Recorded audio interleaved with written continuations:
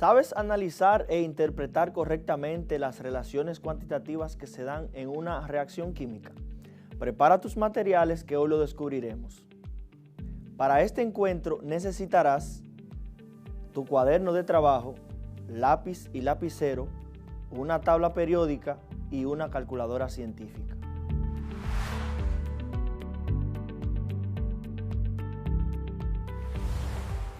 Saludos, soy el profesor Ramón Roque Paulino.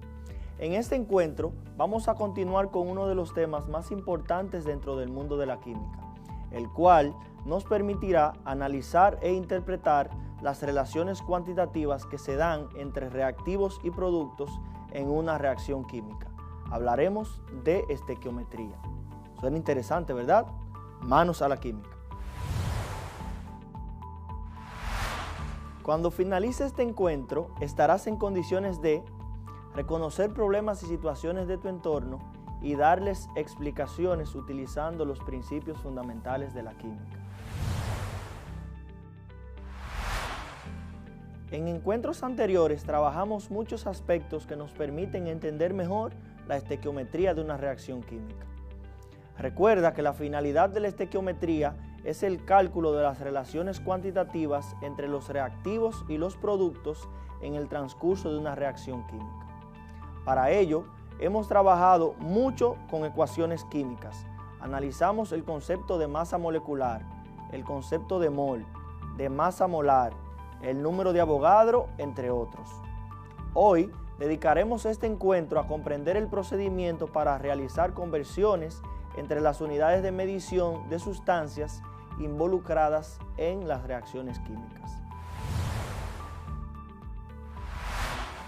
Antes de entrar en las complejidades de los cálculos estequiométricos, veamos los dos métodos que nos permiten hacer conversión de unidades. Estas técnicas de conversión de unidades son el método del factor unitario y la regla de 3. El método del factor unitario para resolver problemas en química se basa en ciertos puntos. Primero, un factor es un número o fracción que multiplica a otro. Segundo, es una relación o división. Y tercero, se le llama factor unitario debido a que tanto el numerador como el denominador equivalen a lo mismo. Para aplicar el método del factor unitario y la regla de 3, es importante conocer algunas pautas, pero más importante es conocer la relación o equivalencia que hay entre las unidades involucradas. Veamos los siguientes ejemplos. Comencemos con la conversión de 8 kilómetros a millas. Para entender este ejercicio, debemos saber la relación equivalente que hay entre kilómetros y millas. Si buscamos una tabla, vamos a ver que una milla es equivalente a 1.6 kilómetros. Sabiendo esto, entonces puedo elegir uno de los métodos de conversión. Iniciemos con la regla de 3. Yo sé que una milla es 1.6 kilómetros y me están dando unos 8 kilómetros. Tomo la unidad que me están dando, en este caso 8 kilómetros, y lo voy a colocar debajo de la unidad conocida, 8 kilómetros. Entonces, voy a decir que la cantidad de millas que representan esos 8 kilómetros es X, tras una raya.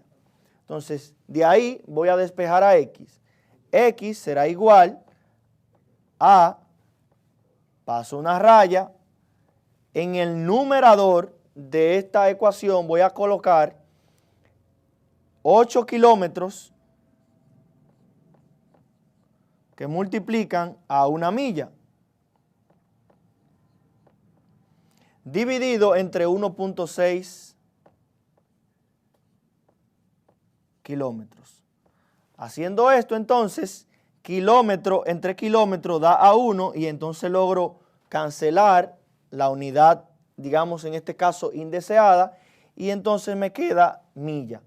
Cuando yo multiplico 8 por 1 y lo divido entre 6, para ello debo utilizar una calculadora, eso me da unas 5 millas exactamente. De esta manera he logrado utilizar la regla de 3. La idea de regla de 3 es porque me están dando 3 valores conocidos y desconozco uno. A partir de esos 3, entonces voy a obtener el valor desconocido. Puedo utilizar también el método del factor unitario, que es mucho más técnico. Voy a hacerlo de la siguiente manera. Voy a utilizar la unidad de medida que me están dando a convertir, que en este caso es 8 kilómetros, y voy a abrir un factor de conversión al que se le llama factor unitario, abro un paréntesis, tiro una raya para hacer un factor. En el numerador de ese factor voy a colocar la unidad a la que yo debo convertir esos 8 kilómetros, que en este caso es millas. Y debajo voy a colocar la unidad deseada, la unidad que quiero eliminar, en este caso, kilómetros. Y numéricamente voy a colocar la equivalencia que hay entre millas y kilómetros. Yo sé que una milla tiene 1.6 kilómetros. Cierro el paréntesis para completar mi factor unitario. Entonces, ahora yo voy a ver que kilómetro va a cancelar con kilómetro porque kilómetro entre kilómetro es a 1. Y digo 8 por 1 entre 1.6 me sigue dando 5 millas. De esta manera hemos logrado transformar esos 8 kilómetros en millas.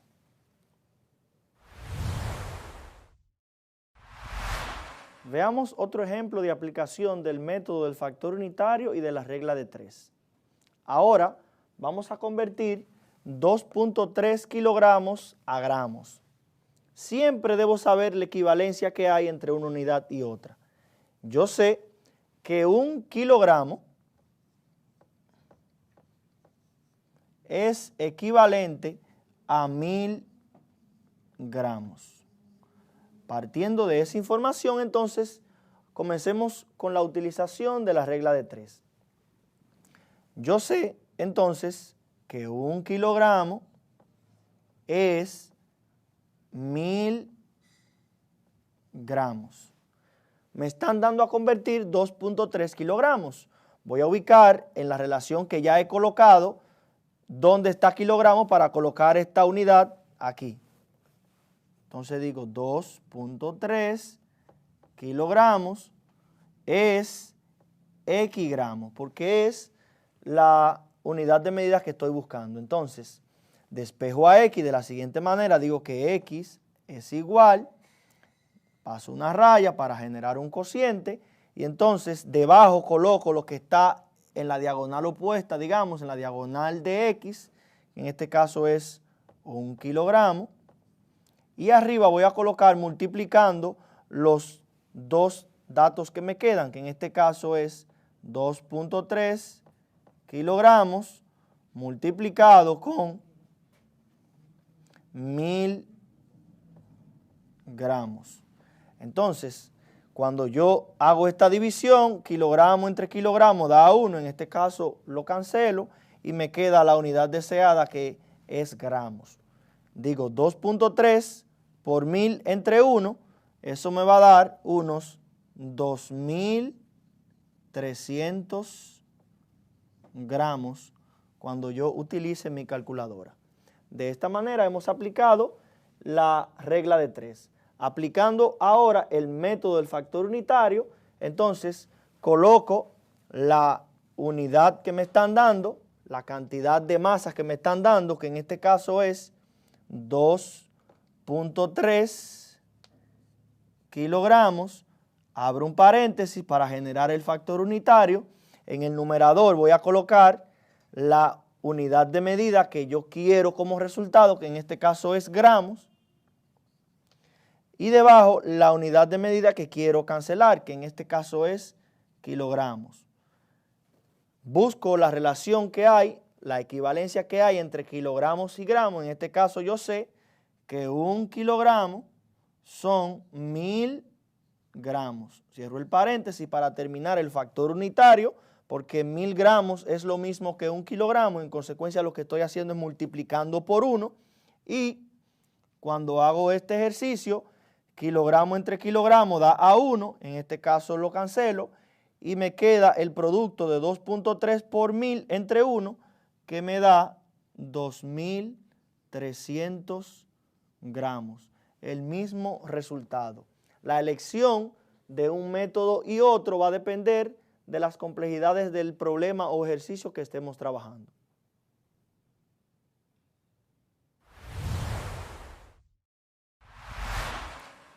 Continuemos analizando el concepto de mol que ya hemos trabajado en encuentros anteriores. Recuerda que un mol es la cantidad de sustancia que contiene tantas partículas como partículas hay en 12 gramos de carbono 2. Veamos aquí las moléculas de agua, sal común y sacarosa. Vamos a calcular entonces la masa molar de estas sustancias. Para calcular la masa molar, lo primero que hacemos es hallar la masa molecular de nuestras sustancias, en este caso agua.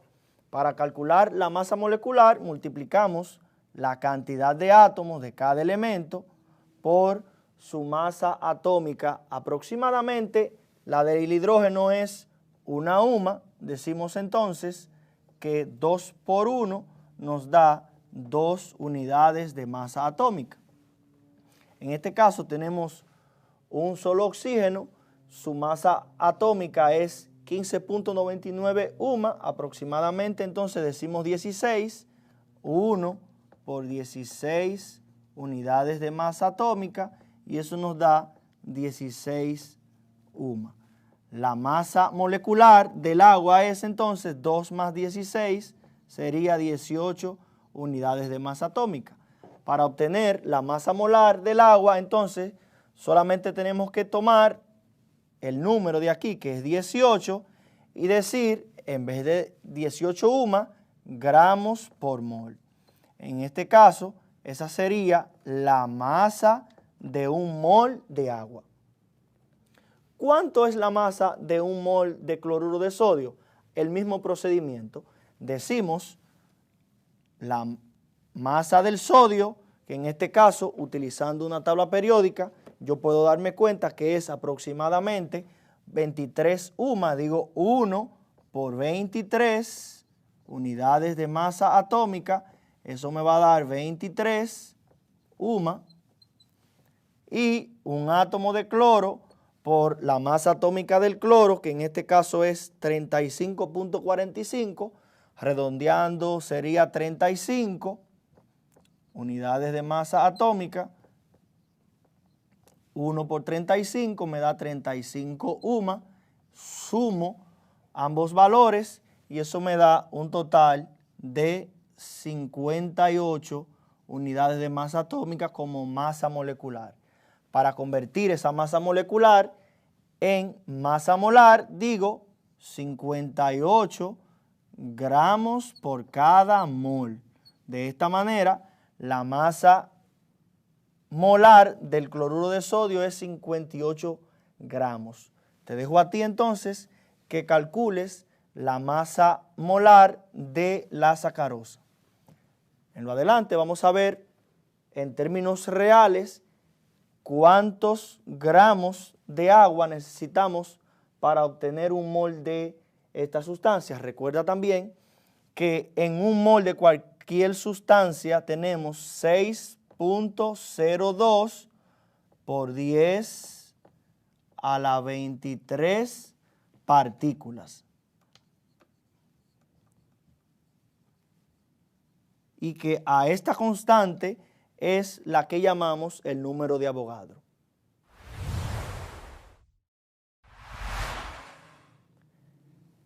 Hemos calculado la masa molecular de 3 sustancias, del agua, de la sal y del azúcar que utilizamos en nuestras casas.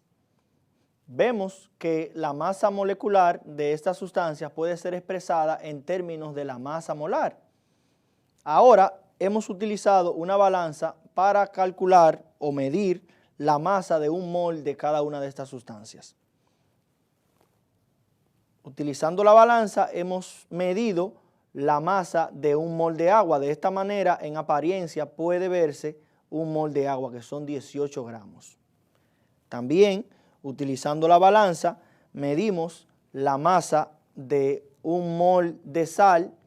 Un mol de sal son unos 58 gramos. Así se ve un mol de sal cuando lo tenemos en nuestras manos. De igual manera, ustedes calcularon la masa molar de la sacarosa o azúcar de mesa, la que utilizamos en nuestras casas, y utilizando nuestra balanza hemos medido unos 342 gramos que representan la masa de un mol de azúcar. Esta masa tiene, como dice el número de Avogadro, unos 6.02 por 10 a la 23 partículas. Estamos hablando de un número enorme de moléculas de azúcar. De este modo, podemos nosotros entender o interpretar mejor la idea de mol. Analicemos ahora algunas situaciones problemáticas.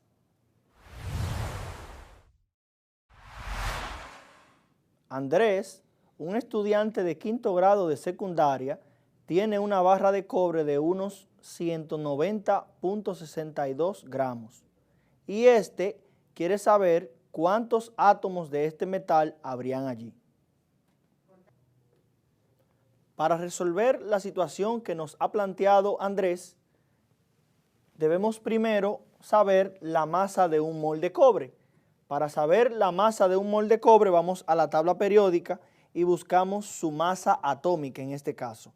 La masa del átomo de cobre es de aproximadamente 63.54 unidades de masa atómica. Esta masa podríamos interpretarla en términos de la masa molar, de tal manera que un mol de cobre es equivalente a 63.54 gramos. Como nos están dando 190.62 gramos de cobre, debemos convertir esta unidad de medida a moles. Entonces, yo sé que un mol de cobre es 63.54 gramos. Un mol de nuestra sustancia es 63.54 gramos. Como me están dando 190.62, lo voy a colocar aquí según el procedimiento para la regla de 3. 190.62 gramos es AX. De tal manera que yo tengo aquí la siguiente cantidad de moles de cobre en esos 190.62 gramos. Debajo voy a colocar 63.54 gramos de cobre. Me falta un 4 aquí. Y aquí 1 por mol por 190.62 gramos. Cuando hago este cálculo, gramo cancela con gramo y entonces multiplico 1 por 190.62 entre 63.54. Utilizo mi calculadora para ello y digo 1 por 190.62 dividido entre 63.54 y eso me da un total de 3 moles de cobre.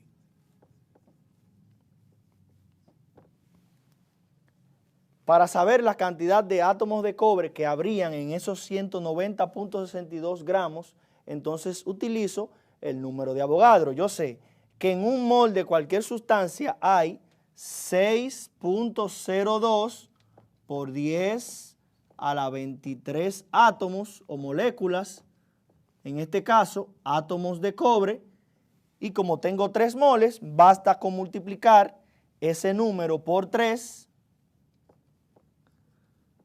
para obtener la cantidad de átomos de cobre que hay en nuestra barra de metal. Entonces multiplico este valor, 6.02 por 10 a la 23, y entonces obtengo, multiplicado por 3, 1.806 por 10 a la 24 átomos de cobre. De esta manera hemos resuelto el problema que se le ha presentado a Andrés.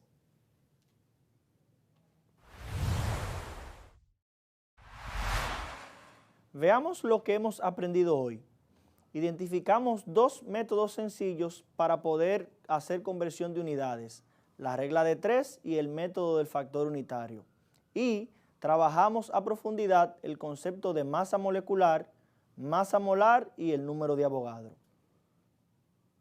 Ahora, junto con tu profesor o profesora de química, trabaja en lo siguiente. Calcula la cantidad de carbonato de calcio en gramos que se produce de acuerdo a la reacción en la que el dióxido de carbono actúa con el óxido de calcio para producir carbonato de calcio. Determina la cantidad de óxido de magnesio en gramos y en moles que se producen al reaccionar 100 gramos de magnesio con suficiente oxígeno, según la ecuación en la que el magnesio reacciona con el oxígeno para producir óxido de magnesio. Recuerda balancear la ecuación. Dada la ecuación en la que el monóxido de carbono gaseoso reacciona con el oxígeno gaseoso para producir dióxido de carbono gaseoso, responde lo siguiente.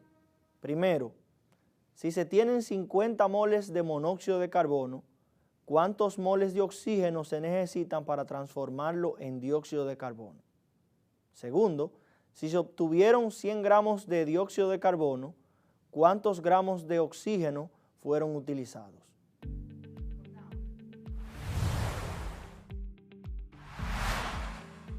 Por último, te invito a que continúes haciendo todo lo necesario para alcanzar los mejores aprendizajes. En un próximo encuentro continuaremos descubriendo el fascinante mundo de la química. ¡Hasta pronto!